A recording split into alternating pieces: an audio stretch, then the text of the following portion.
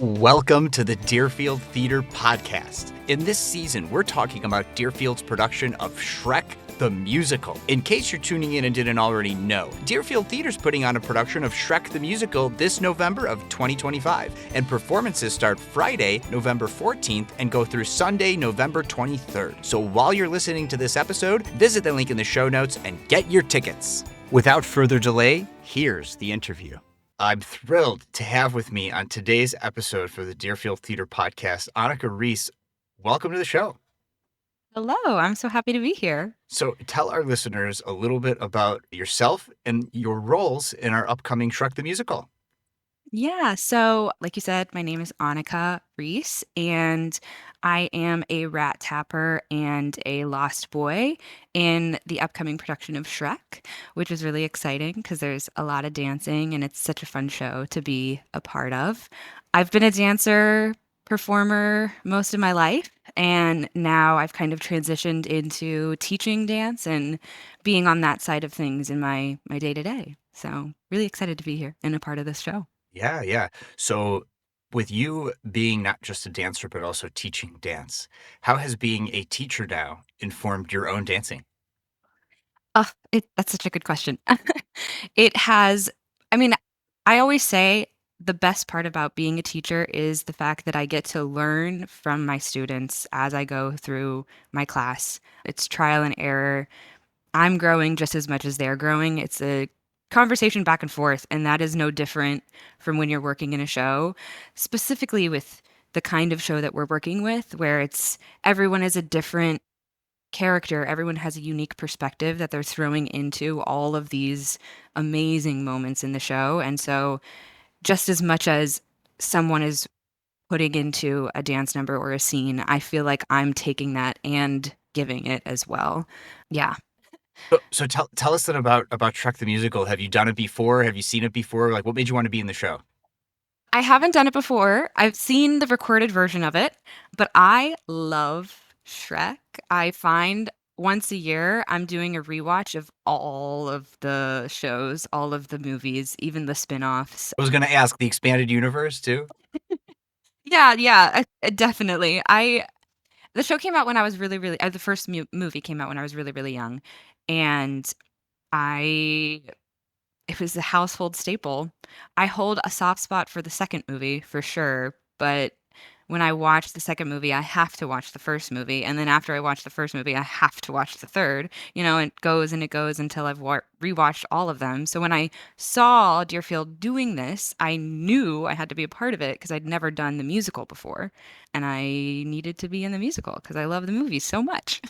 Yeah. So speaking of, you saw Deerfield was doing it. You've been in a show previously. You want to tell our listeners about that?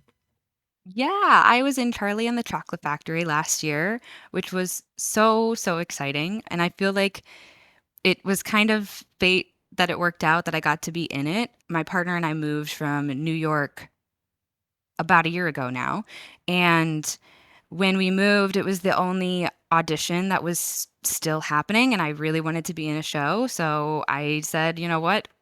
We'll see if it happens. If I get cast, if I don't, we'll try again next year. And I got to be in it and meet a lot of amazing people, and the Deerfield community was just so welcoming, and I had to come back, which is another reason why I decided to audition for Shrek again this year. Yeah, absolutely. And you're on our list now, so we're going to always let you know when there's something, Amazing. right? I can't wait. I'll come back anytime. So then you've been performing for how long? Well, I started taking dance when I was like 3 years old. I think my parents put me in. So we would have yearly recitals here and there. And more seriously, as I got older, when I was in like fifth grade, my dance studio started a young artist company where we would put on a Nutcracker production every year, in addition to dancing all over the city here and there. And then when I got to high school, I was more interested in theater and musicals. So when I decided to go to college, that's what I ended up going to school for. So, did the 4 years and then graduated into a pandemic. Yeah, 2020, I graduated virtually online Mhm. with a musical theater degree, Right. and here we are, I guess. Wow. Yeah. I often like to talk to the guests of the show about their pandemic experience, and that is a big wow, because even Mhm. then you were just graduating, but we were really still in it for a couple of years after that, right? So like, what do you do? What did you do? Yeah, I went home for a little bit after I graduated college, and then I really wanted to get to New York and get to a city as soon as I could. So while things were still locked down, I moved to New York, which was great because rent was cheap and Right. I could afford it. And so I started working as a nanny, which gave me a lot of flexibility to find little projects. So when I got to the city I was nannying and I got flexibility with my hours to do little projects here and there, Zoom things that were happening, and a few things that I got cast for that ended up not panning out. And then when things started to slowly open up, I had started teaching a lot more and kind of fell in love with that side of things and went more down that path and less of the performing as like a career, as like a 9 to 5, more as like a hobby and what I do to fill my own cup. So, Mm-hmm. yeah. Yeah, yeah, and I don't think we've talked about that on the podcast before, but I talk about that off of this podcast about things that fill your cup Mhm. versus empty your cup, right? So I know Yeah. what you mean by that, but just in case, like especially for the younger listeners, like what does that mean when you say fill your cup? Yeah, I think well, so with my job, there are certain aspects of it that, as with life, not everything is 100% enjoyable. Hmm. That can drain you, and at the end of the day, I'm exhausted by all of those things that I have to do. But every day when I show up to rehearsal, the energy in the room is giving back some of that exhaustion to myself, is giving me joy and happiness, is filling up my soul because I enjoy being there. I'm choosing to be there. It's just like a nice thing to be a part of rather than this is the monotony of daily life. It's an exciting thing that I'm choosing to get to do. Yeah, yeah, and even things that we absolutely love, when we do it every day, Mhm. it could switch from Mhm. filling cup to emptying cup too, right? Yeah, That's, exactly, that's just life. exactly, Yeah. exactly. Yeah, yeah, and then but like in all your experiences, I'm also curious to know, especially being in New York, realizing it was a lot more virtual stuff, but still, being out there, like what do you think of Deerfield Theater, like a community theater program, as it compares to maybe college experiences and other experiences? How do we hold up, in your opinion? Oh my gosh, amazing, incredible. I mean, this is why I'm back for a second year. A lot of the work I did when I was in college was student work, was in a sense community based work where everyone is contributing, everyone is there because they want to be a part of something, and I feel that every time I show up. There's not a person there who doesn't want to be there. There's not a person there that's not trying their hardest.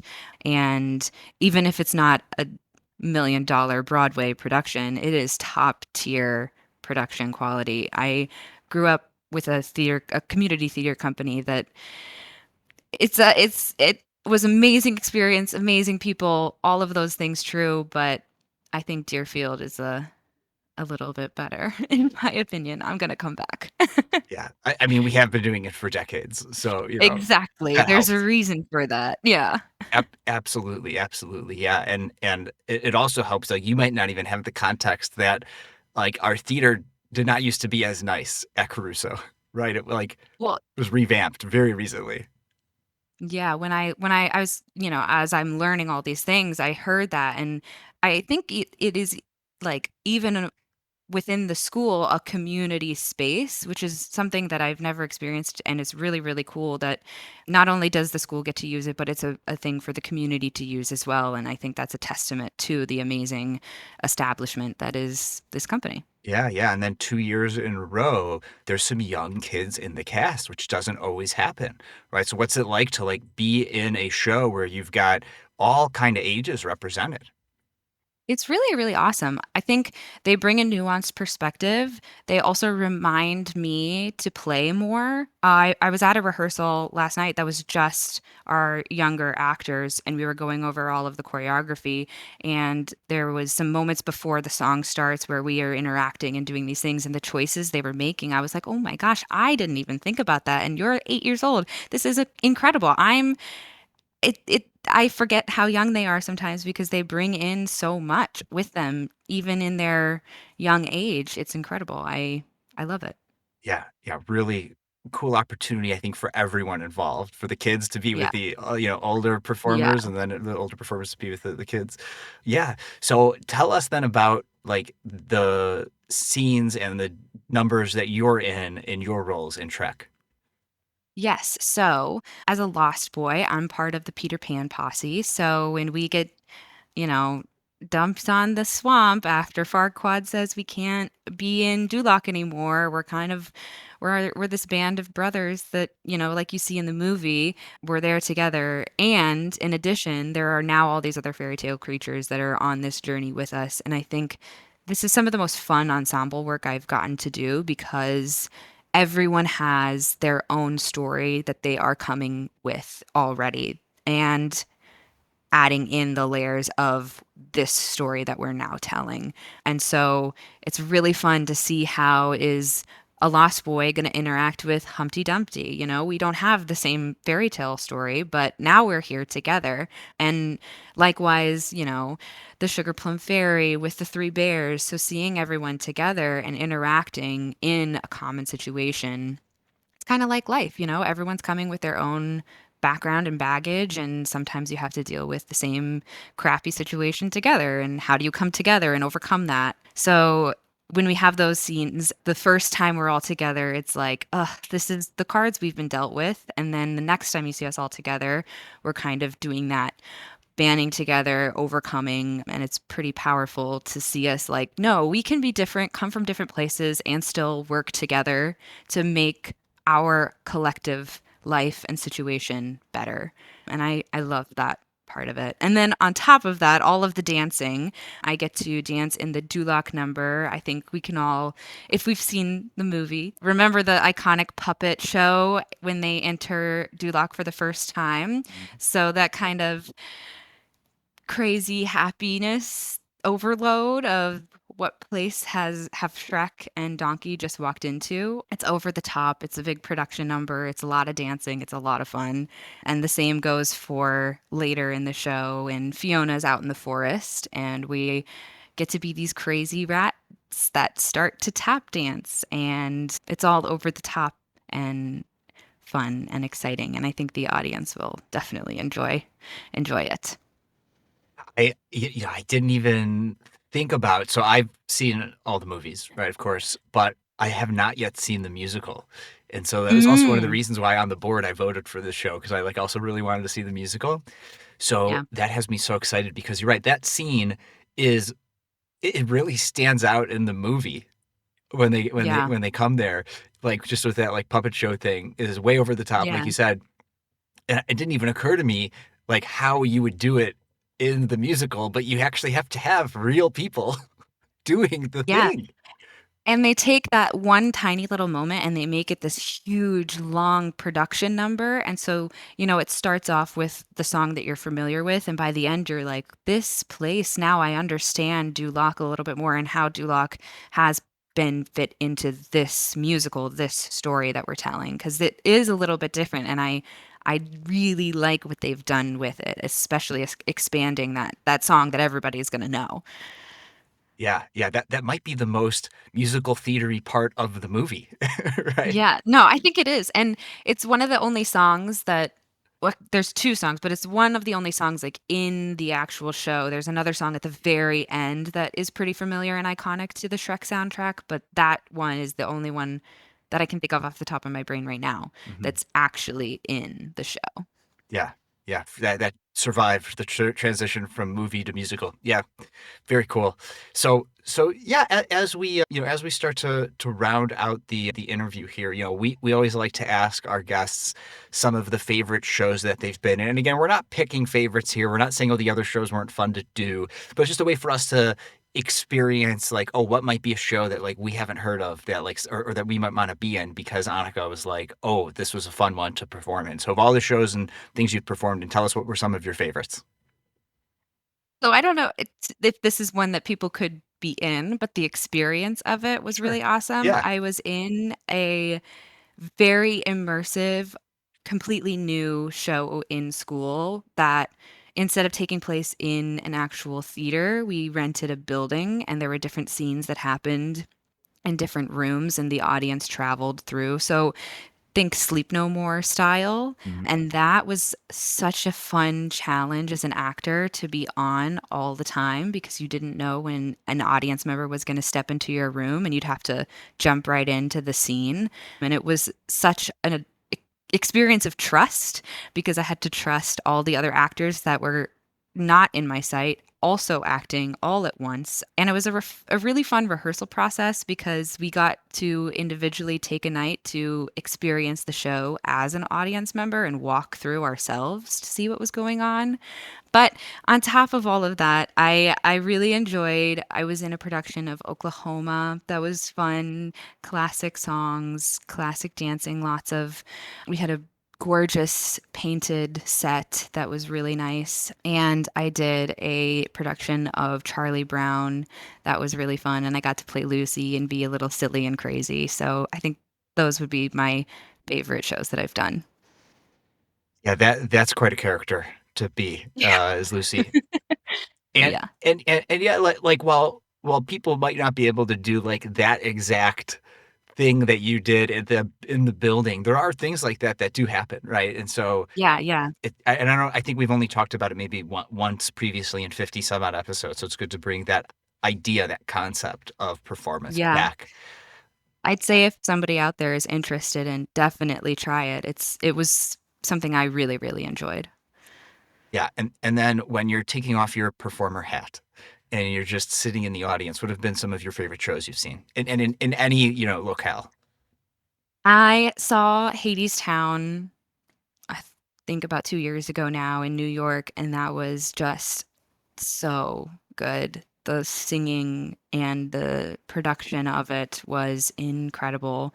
I'm a sucker for that kind of industrial vibe that they brought to the story and also Greek mythology. So to see the two things married was unreal.